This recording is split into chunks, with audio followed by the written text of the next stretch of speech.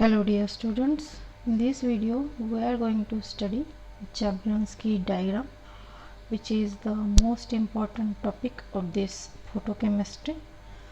किसी भी entrance exam में केमिस्ट्री से रिलेटेड जो क्वेश्चंस होंगे उनमें ये टॉपिक रहेगा ही, जिस टॉपिक पर ये क्वेश्चन थ्योरेटिकल क्वेश्चन रहेगा।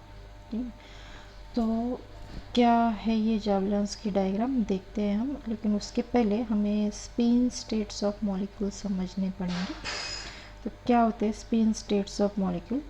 अब जब ग्राउंड स्टेट में कोई मॉलिक्यूल होता है तो उसके जो इलेक्ट्रॉन्स है वो पेयर्ड अप रहते हैं, ये तो आप जानते हैं।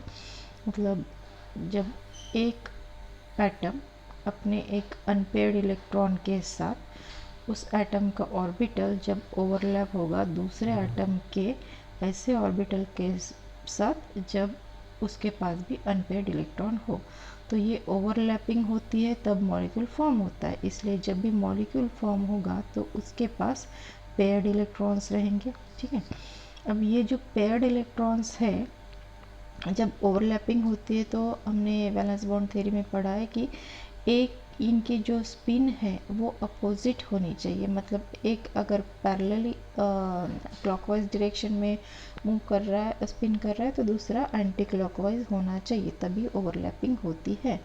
तो क्लॉकवाइज डायरेक्शन में जो मूव होता है उसका स्पिन क्वांटम नंबर हम कंसिडर करते हैं, that is S is equal two plus half. इसे कई जगह पर एम एस भी लिखा होता है। ठीक है, और जो एंटी क्लॉकवाइज है उसकी स्पिन हम कंसिडर करते हैं माइनस हाफ। ठीक है, अगर टोटल स्पिन क्वांटम हम निकालें हम इन दोनों का तो हमें मिलेगा आंसर टोटल, मतलब S is equal to capital S is equal to 0, that is the total spin of molecule.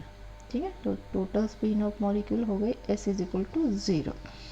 तो इस पर से हम मल्टीप्लिसिटी निकाल सकते हैं उस मॉलिक्यूल के लिए। जो मल्टीप्लिसिटी का फॉर्मूला है वो है capital M is equal to 2s plus 1। क्या होती है multiplicity? Spin multiplicity means number of possible orientations. ठीक है, किसके spin angular momentum which is corresponding to the given total spin quantum number. ठीक है, तो ये है स्पिन मल्टीप्लिसिटी। अब ये स्पिन मल्टीप्लिसिटी का ये निकालने का ये फॉर्मूला है।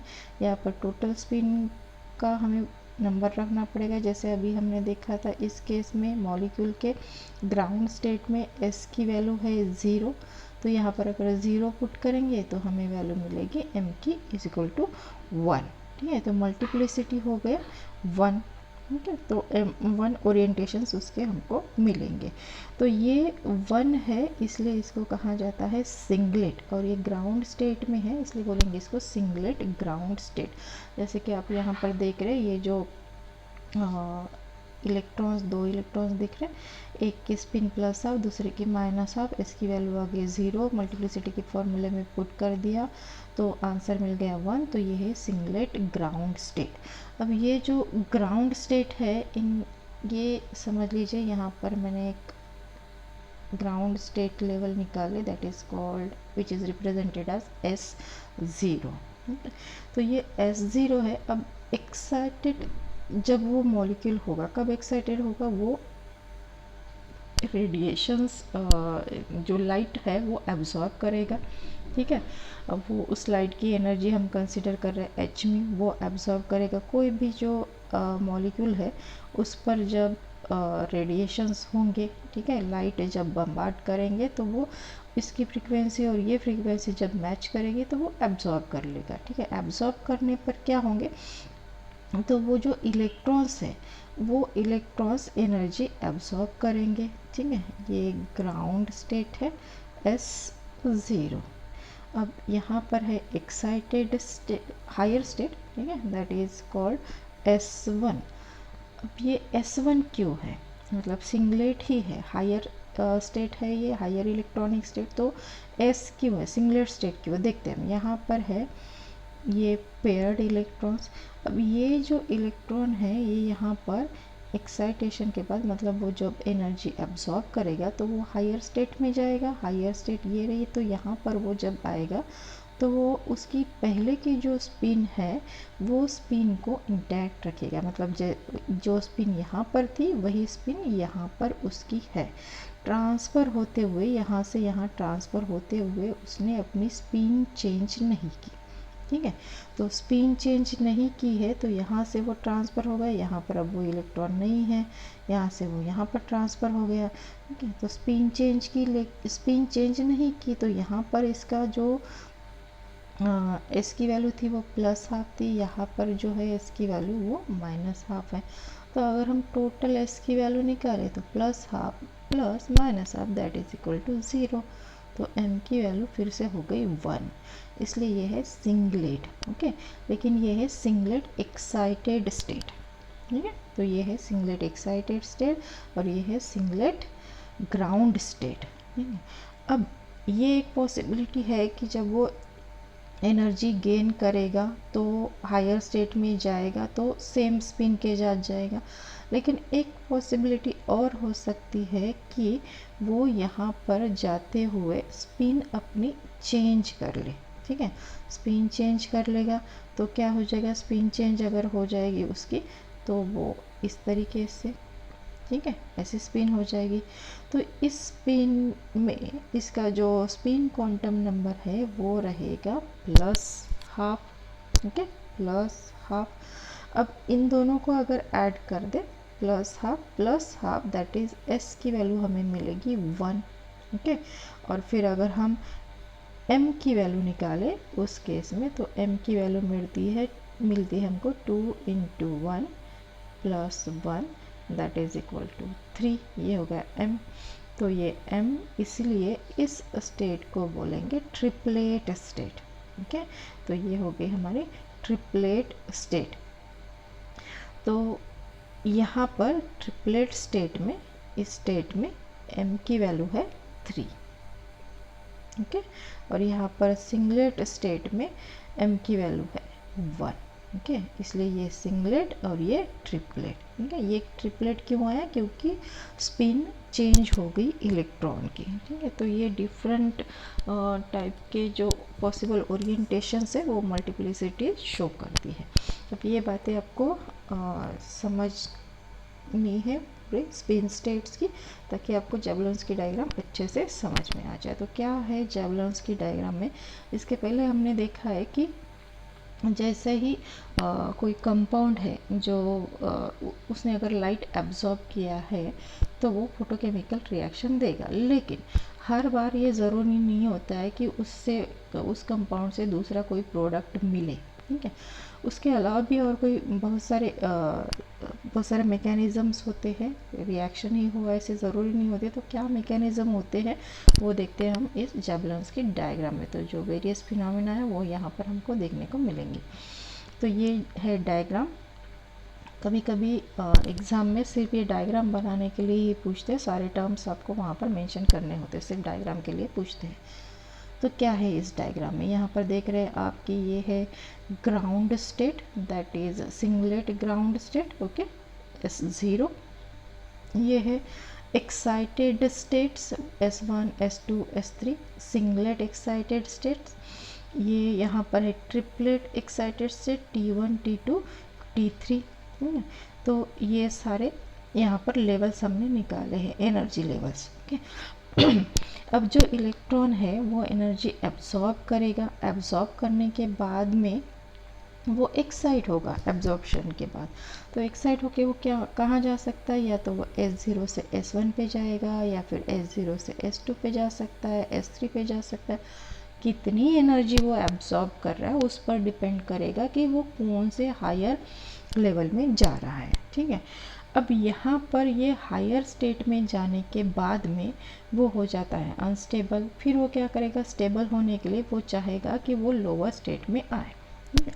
तो लोअर स्टेट में आने के लिए कई पॉसिबिलिटीज़ होती है, देखते हैं क्या क्या पॉसिबिलिटीज़ होती है। तो सबसे पहली पॉसिबिलिटी है कि वो हीट रेडिएट करे, ठीक है, या फिर वो रेडिएशंस मतलब जो एनर्जी उसने एब्जॉर्ब की है वो रेडिएशन के फॉर्म में वो इमिट करे, या फिर हीट के फॉर्म में इमिट करे, ठीक है। तो अगर वो हीट के फॉर्म में higher singlet state to lower singlet state जाता है, मतलब S3 से S2 पर या फिर S2 से S1 पर, तो ये है नॉन रेडिएटिव ट्रांजिशंस। मतलब इस ट्रांजिशन में वो हीट रिलीज करेगा, ठीक है। इसलिए ये जो है ये यहाँ पर डायरेक्ट लाइन ना निकालते हुए इस तरीके से वेव फॉर्म में आपको दिखाई है। तो ये क्या इंडिकेट करती है, that is the release of heat. वहाँ पर वो जो सिस्टम है वो हीट जनरेट करेगी, वो जो इलेक्ट्रॉन है वो हीट लॉस करके उसके लोअर स्टेट में वो आएगा। ये किस तरीके के ट्रांजिशन हुए, S3 से S2 पर, S2 से S1 तक। नो डाउट ये S1 से S0 वाला ट्रांजिशन नहीं है, ठीक है। तो ये एक्साइटेड स्टेट में जब इलेक्ट्रॉन गया तो उसके लोअर वाले स्टेट में वो ट्रांजिस्ट हो रहा है by the release of heat, and इसको कहते हैं internal conversion, that is IC। Okay, तो ये हुआ नॉन रेडिएटिव ट्रांजिशन। तो टाइप्स होते हैं ट्रांजिशन के, मेनली 3 टाइप्स के फिनोमेना यहाँ पर आपको देखने को मिलेंगे। एक तो है नॉन रेडिएटिव ट्रांजिशन, दूसरा है रेडिएटिव ट्रांजिशन और तीसरा है केमिकल रिएक्शन। तो ये नॉन रेडिएटिव ट्रांजिशन में ये पहला टाइप हुआ, दैट इज़ इंटरनल कन्वर्शन। अब ये जो ट्रांजिशन है ये होता है नियर अबाउट 10⁻⁻11 सेकंड्स में। मतलब इतनी फास्टली वो प्रोसेस होता है। जैसे वो यहाँ पर पहुँचा, ठीक है, वहाँ से उसने हीट रिलीज़ की और वो उसके लोअर एक्साइटेड स्टेट में वो आ गया, ठीक है। तो लेस देन 10⁻11 सेकंड्स में ये प्रोसेस होती है, ठीक है। This is the radiation less transition, okay. Second radiation less जो ट्रांजिशन है वो यहाँ पर आपको दिखेंगी। ये जो सिंगलेट स्टेट से वो जा रहा है ट्रिपलेट स्टेट में, ठीक है। तो सिंगलेट से ट्रिपलेट स्टेट में आते वक्त वो रिलीज़ कर रहा है हीट, ठीक है, हीट लॉस कर रहा है। इसीलिए आप देखेंगे कि S1 की जो लेवल है वो T2 के लेवल से थोड़ी हाई है, ठीक है। क्यों हाई है, क्योंकि S2 में जब वो इलेक्ट्रॉन होता है तो जब वो इलेक्ट्रॉन हीट लूज़ करेगा, ठीक है, तो उसके मतलब एनर्जी रिलीज हो रही in the form of heat, तो उसके बाद वो T2 स्टेट में आता है। तो ऑब्वियसली एनर्जी लेवल T2 की S2 से कम है, ठीक है। तो एनर्जी लूज़ कर रहा है वो, तो वो इस स्टेट के कंपैरिजन में, मतलब सिंगलेट स्टेट के कंपैरिजन में ट्रिपलेट स्टेट में ज़्यादा स्टेबल है, क्योंकि उसके पास कम एनर्जी है, ठीक है। तो ये रीज़न है क्यों T2 या फिर ट्रिपलेट स्टेट की एनर्जी लेवल सिंगलेट स्टेट से कम होती है, उससे नीचे होती है, ठीक है। क्यों, क्योंकि वो एनर्जी लूज़ करते हैं और स्टेबल स्टेट में आते हैं, ठीक है। तो एनर्जी लॉस मतलब लोअर स्टेट, ठीक है, लोअर एनर्जी लेवल, ओके। तो यहाँ पर जब सिंगलेट स्टेट से ट्रिपलेट स्टेट में वो जब ट्रांसफ़र होती है तो एनर्जी ट्रांसफ़र हो रही है यहाँ पर in the form of heat, ठीक है। तो जब वो मॉलिक्यूल चेंज कर रहे हैं यहाँ पर आते वक्त, इस स्टेट में आते वक्त मॉलिक्यूल अपना जो स्पिन है वो भी चेंज कर रहा है, ठीक है। तो स्पिन चेंज कर रहा है मतलब कैसे, जैसे यहाँ पर जब वो आया यहाँ पर तो स्पिन सेम थी, जैसे यहाँ पर नीचे में अगर ये 2 इलेक्ट्रॉन्स हैं तो यहाँ पर आते वक्त इसकी स्पिन सेम वही थी, लेकिन यहाँ से ये जब यहाँ पर जाएगा तो वो स्पिन चेंज कर रहा है, ठीक है। तो स्पिन चेंज हो रहा है, इसका मतलब मल्टीप्लिसिटी चेंज हो रही है, ठीक है। मल्टीप्लिसिटी चेंज हो रही है, इसका मतलब ज़्यादा स्टेबिलिटी आ रही है उसकी, ठीक है। तो ये दूसरा टाइप है रेडिएशन लेस ट्रांजिशन का, इसे कहते हैं इस ट्रांजिशन को, दैट इज़ फ्रॉम सिंगलेट, जैसे S2 से T2 में, सिंगलेट टू ट्रिपलेट, या फिर S3 से T3 में, ठीक है, या फिर S1 से T1 में। ये जो ट्रांजिशन हो रहे हैं इनको बोलेंगे हम inter system crossing, ISC। So this is the another type of radiation-less transition in which emission of heat takes place. Okay, so this is the non-radiative transition. Now radiative transitions में क्या होता है, तो रेडिएटिव ट्रांजिशन में भी दो आपको process देखने को मिलेंगे. अभी ये जो हमने देखा है अभी ISC वाला, that is inter system crossing, ये इसका जो रेट है वो एज़ कम्पेयर टू IC मतलब इंटरनल क्रॉसिंग के, तो वो थोड़ा स्लो रेट में होती है. ठीक है, उसके कंपैरिजन में इसका रेट कम होता है. अब नेक्स्ट जो है that is the radiative transition, जिनमें इमिशन ऑफ लाइट रेडिएशन होता है. ठीक है, अभी देखिए हमने हीट के फॉर्म में इमिशन हो रहा है, अभी जो इमिशन होगा वो लाइट रेडिएशन के फॉर्म में होगा, तो उन्हें बोलते हैं रेडिएटिव ट्रांजिशंस. अब ये रेडिएटिव ट्रांजिशंस कौन से स्टेट से कौन से स्टेट में होंगे देखते हैं. तो ये है S1 से जा रहा है ग्राउंड सिंगलेट स्टेट में, मतलब एक्साइटेड सिंगलेट स्टेट से ग्राउंड सिंगलेट स्टेट में जा रहा है, that is S1 to S0. ये जो ट्रांजिशन हो रहा है, ये ट्रांजिशन होता है, this leads to emission of radiation, और इस इमिशन ऑफ रेडिएशन को बोलते हैं फ्लोरोसेंस. ओके, ये है फ्लोरोसेंस, और ये फ्लोरोसेंस नियर अबाउट 10⁻⁻8 सेकंड्स में ये होता है, और स्पॉन्टेनियसली ये होता है. ठीक है, तो मतलब यहाँ से यहाँ गया इलेक्ट्रॉन, ओके, उसने एनर्जी ऑब्जर्व की, यहाँ से यहाँ मूव हुआ, और फिर यहाँ से यहाँ वो लौट के आ गया. ठीक है, तो ये 10⁻⁸ सेकंड्स इतने टाइम पीरियड के बीच में ये होता है, स्पॉन्टेनियस होता है. ठीक है, जैसे ही लाइट रेडिएशन किसी उस कंपाउंड पर आएंगे तो वैसे वो फ्लोरोसेंस अपना दिखाएगा. ठीक है, तो ये हुआ सिंगलेट टू सिंगलेट ट्रांजिशन. ठीक है, और ये रेडिएशन वाला ट्रांजिशन है, रेडिएटिव ट्रांजिशन. अब दूसरा जो ट्रांजिशन होता है वो क्या होगा, यहाँ से यहाँ इलेक्ट्रॉन ने एनर्जी गेन करने के बाद ट्रांसफ़र हुआ वो, फिर वहाँ से वो ट्रिपलेट स्टेट में आया हीट लॉस करके, और फिर ट्रिपलेट स्टेट से वो ग्राउंड स्टेट पे आ रहा है. ठीक है, तो ये ट्रांजिशन हो रहा है इतना, यहाँ से फिर यहाँ. तो ये जो ट्रांजिशन है मतलब ट्रिपलेट स्टेट से, दैट इज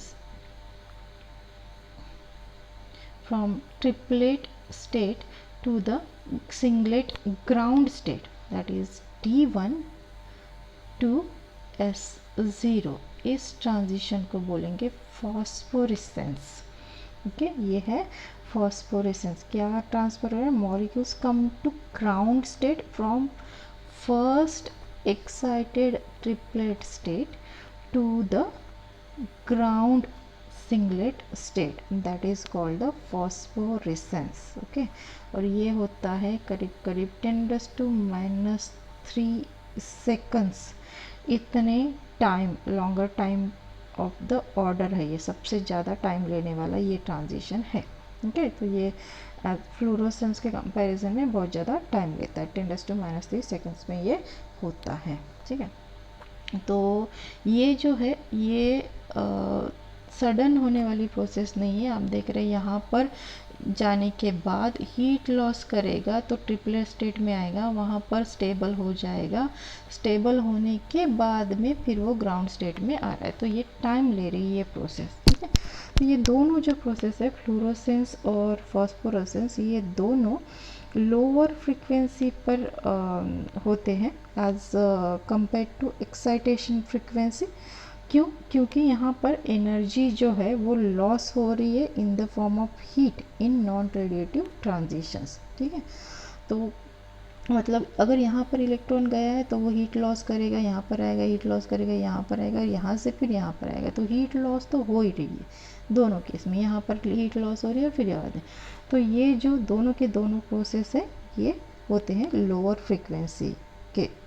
फ्रीक्वेंसी में as compare to excitation frequency. ठीक है, अब कुछ रिएक्शंस या फिर कुछ केसेस ऐसे हैं जहाँ पर ये दोनों पॉसिबिलिटीज़ नहीं है, मतलब रेडिएटिव ट्रांजिशन और नॉन रेडिएटिव ट्रांजिशन ये दोनों नहीं होते हैं जब एब्जॉर्प्शन होता है, तो जब इलेक्ट्रॉन एक्साइट होगा यहाँ से यहाँ पर, तो ये दोनों बातें नहीं होती। तो क्या होता है, तो मॉलिक्यूल्स जो है वो केमिकल रिएक्शन देते हैं, जिसे हम फोटोकेमिकल रिएक्शन बोलते हैं। ठीक है, तो ये जो सिंगलेट स्टेट से वो क्विकली ग्राउंड स्टेट पर आते हैं।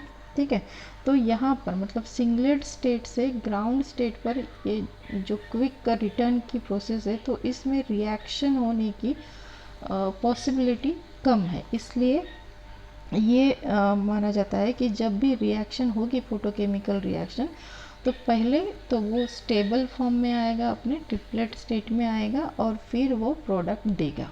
ठीक है, तो ये माना जाता है कि most of the photochemical reactions occur through triplet excited state. तो यहाँ पर होता है आपका जबलेंस की डायग्राम का टॉपिक फिनिश। नेक्स्ट वीडियो में हम देखेंगे फ्लोरेसेंस, फॉस्फोरेसेंस, केमिल्यूमिनेसेंस और फोटोसेंसिटाइजेशन वाली रिएक्शन। ठीक है, तो तब तक के लिए टेक केयर।